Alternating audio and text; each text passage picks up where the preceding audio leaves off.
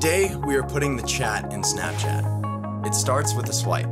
Snapchat may be 4 years old, so it's not quite the new kid on the block, but has been gaining a lot of traction here in South Africa lately. I'm joined in studio by our social media expert, Dave Duarte, and he admits that he knows absolutely nothing about Snapchat. But we won't blame you. I'm over the age limit. Yes, you are over the age limit. Now, it's not true that you know absolutely nothing about Snapchat. You do know some of the ins and outs. I have the theory of Snapchat, but I must admit that with most of my friends being my own age, it's a fairly lonely place for me. However, Snapchat has grown really quickly. It's a social media platform where people send each other messages that self-destruct.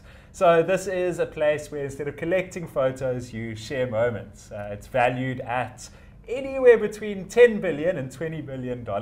And we're not able to put our finger on exactly what that figure is because they turned down acquisition by Facebook. Everybody was like, oh, they're so dumb. They're never going to get that offer again. Well, look who's laughing now. Look who's laughing now, probably on live Snapchats.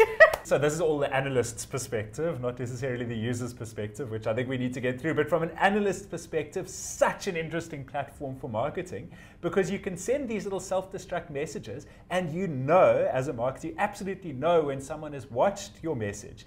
Because on so many other platforms, this is the challenge. We get these really high potential views. 1,500 people have seen your ad, or 105,000 people, 5,000 people have seen your ad.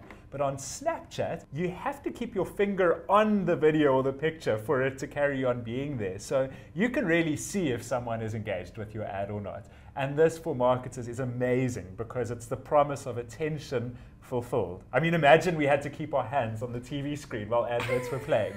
I would never watch TV. Jeez.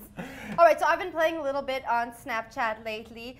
I must say I have a few people who follow me. I show my day-to-day ongoings, and I'm going to get one more friend. Excellent. So to add me, you have to go to your camera, just your regular Snapchat camera, and I'm going to put my ghost. Okay, your ghost face chiller. That's the official name of the Snapchat logo.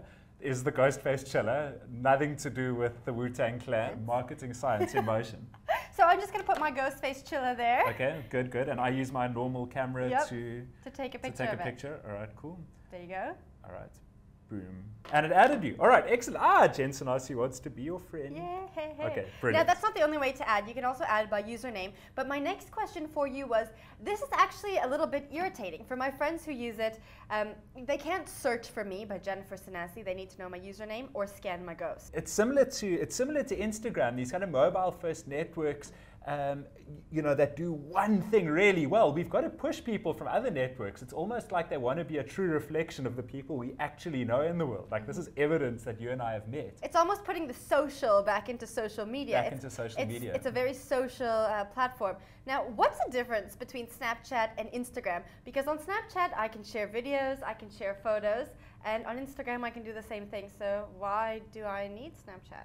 Instagram, obviously, the pictures stay on your profile, and Instagram is all about beautiful photos and videos that kind of capture moments that should last a lifetime. Snapchat, exactly the opposite. It's capturing, I suppose, crazy moments that should last no longer than the moment involved. That's a good way to put it. And you send it to your friends. And, I find in the little playing around that I've done on Snapchat, it's a lot of fun and there's a real urgency to it. So you get, in my case, you get people who would otherwise be very serious and quite curated about the snaps that they send, sending, quite hilarious or silly moments or, quite annoyingly pictures of their food or coffee with smiley faces and drawings over it.